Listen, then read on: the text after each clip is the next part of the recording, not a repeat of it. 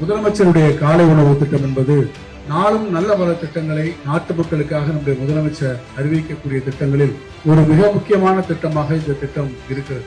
என்னோடு அமர்ந்தும் இப்போதும் உணவருந்தி கொண்டிருக்கக்கூடிய இந்த குழந்தைகளை பார்க்கிற போது, அவர்கள் முகத்திலே இருக்கக்கூடிய மலர்ச்சியை பார்க்கிற போது, இந்த மதிய உணவு திட்டம் என்பதை ஆரம்பித்த இந்த திட்டம் பள்ளிக்கு வரக்கூடிய குழந்தைகளுக்கு உணவளிக்க வேண்டும் என்கிற திட்டம் சர் பி.டி. தியாகராயருடைய காலத்தில் முதலாக சென்னை மாநகராட்சியிலே ஆரம்பிக்கப்பட்டு, அதற்கு பின்னாலே பெருந்தலைவர் காமராஜர் அவர்கள், மக்கள் திலகம் எம்ஜிஆர் அவர்கள், கலைஞர் அவர்கள், அதற்கு பிறகு தொடர்ந்து அந்த திட்டம் இன்றைக்கு சிறப்பாக செயல்படுத்தப்பட்டு நம்முடைய முதலமைச்சர் அண்ணன் தளபதி ஸ்டாலின் அவர்கள் ஆட்சி பொறுப்பில் வந்த பிறகுதான் மதிய உணவு திட்டத்தையும் தாண்டி காலையிலும் உணவு வழங்க வேண்டும் என்கிற மகத்தான திட்டத்தை தந்தார்கள்.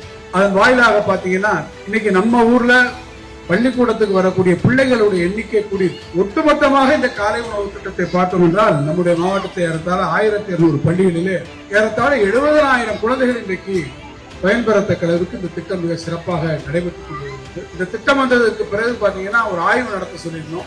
அதுல பள்ளிக்கூடத்துக்கு வரக்கூடிய பிள்ளைகளுடைய எண்ணிக்கையே கூடியிருக்கு. பள்ளிக்கூடத்தில் வரக்கூடிய பிள்ளைகளுடைய எண்ணிக்கை அதிகமாகிறது, அவருடைய கற்றல் திறன் அதிகமாகிறது. காலையிலே அவர்களுக்கு வயிறு நிரம்பி வருகிற போது பாடங்களை கவனிக்கக்கூடிய அந்த வாய்ப்பு அவர்களுக்கு அதிகமாக இருக்கு.